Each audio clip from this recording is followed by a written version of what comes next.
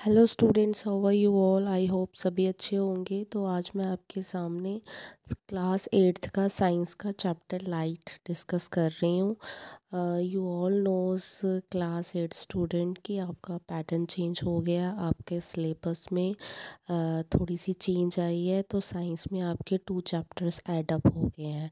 तो मेरे चैनल पे जो फूड चैप्टर है वो ऑलरेडी डिस्कस है लास्ट ईयर में।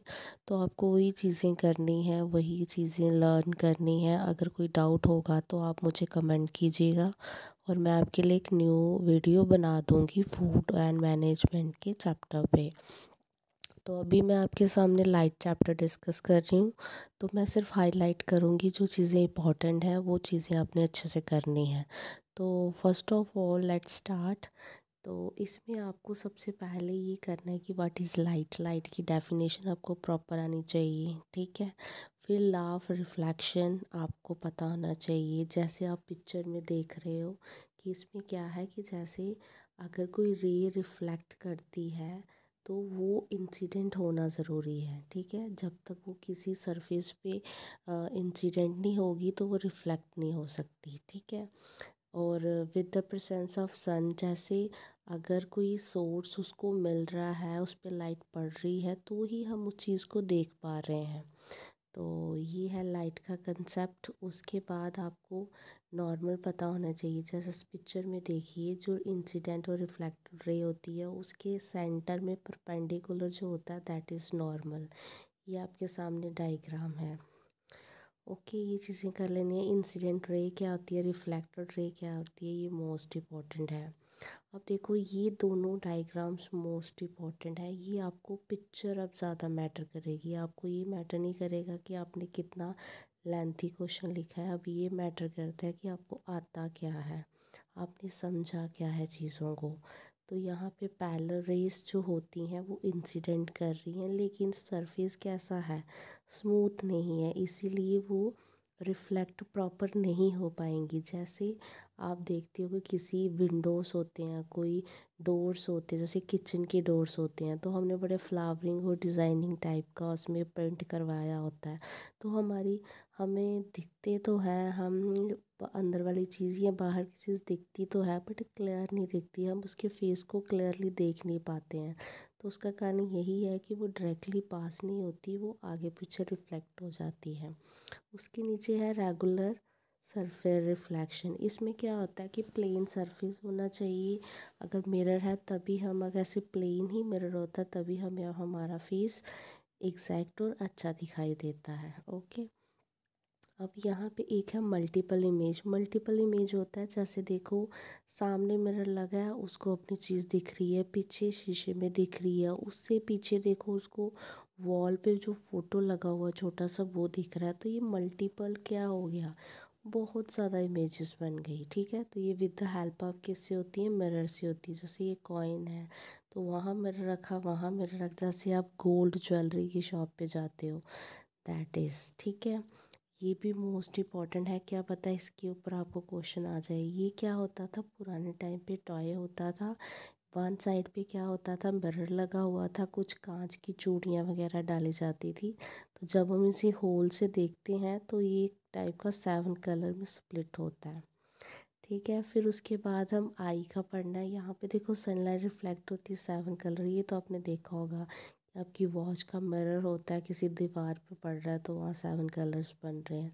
तो दैट इज़ डिस्पर्शन। ये डिस्पर्शन की डेफिनेशन अच्छे से कर लेना। डिस्पर्शन वो चीज़ है जो एक सिंपल लाइट, जैसे सूरज की लाइट को क्या करती है, जब वो रिफ्लेक्ट होकर किसी दीवार या किसी चीज़ पे पड़ती है तो वो 7 कलर स्प्लिट करती है। स्प्लिट का मतलब होता है बिखेरना, ठीक है। जैसे अब रिंग में से हो सकती है, वॉच के मिरर में से हो सकती है, किसी में। इसमें मोस्ट इम्पॉर्टेंट है आई। आई क्या है, आई का क्या फंक्शन है, हम अपनी आई से देख पाते हैं चीज़ों को। तो आई में भी जो भी प्रोसेस होता है वो भी लाइट का रिफ्लेक्शन का ही होता है, तभी तो हमें चीज़ें अच्छे से दिखाई देती हैं। अब देखो, आई हमारी बॉडी के लिए बहुत ज़रूरी है, हमें रेगुलरली इसको साफ़ करना चाहिए, केयर करना चाहिए। अगर ये इन्फेक्टेड है तो हमें दिखाना चाहिए डॉक्टर को, तो इसका पूरा ध्यान रखना चाहिए। क्लियर। अब देखो एक साइड आपने क्या लगा दिया, पिंजरा लगा दिया, एक साइड आपने वर्ड की पिक्चर लगा दी। तो जब आप किसी मिरर में देखोगे, थर्ड मिरर में, तो आपको कैसा दिखेगा? जब आप उसकी रिफ्लेक्शन करोगे है वो अलग अलग, लेकिन वो ऐसा लगेगा कि जैसे बर्ड कहाँ पे है, पिंजरे में है। ओके, ये सारी चीज़ें हैं। अब ये इम्पोर्टेंट है, ठीक है।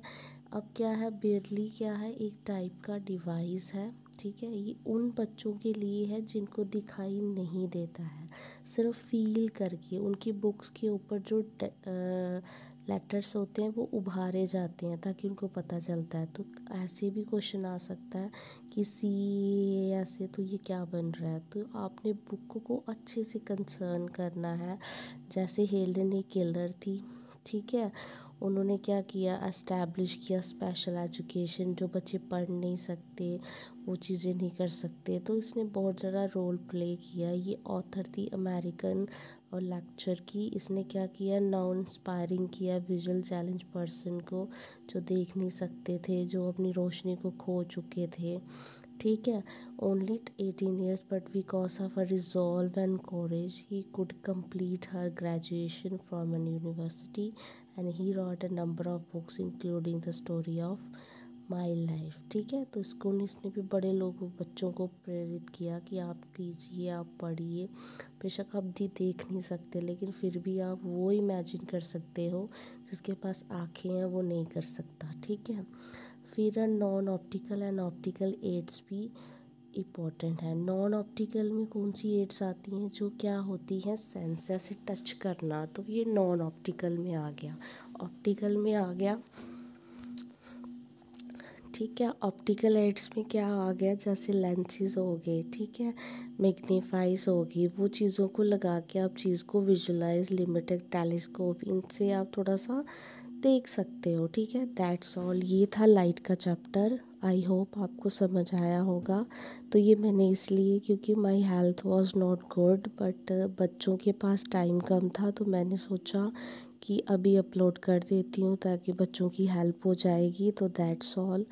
आप अच्छे से तैयारी कीजिए, कोई पेपर इतना डिफ़िकल्ट नहीं है। बस बुक में जो भी है, बस बुक का कोई भी चीज़ आप छोड़ना नहीं, हर चीज़ करना जो इम्पोर्टेंट होगी। तो अगर आपको मेरी वीडियो अच्छी लगी हो तो प्लीज़ इसे लाइक कीजिए, जितना हो सके मेरे चैनल को सब्सक्राइब कीजिए, और भी ये वीडियो शेयर कीजिए ताकि और भी बच्चों की हेल्प हो सके।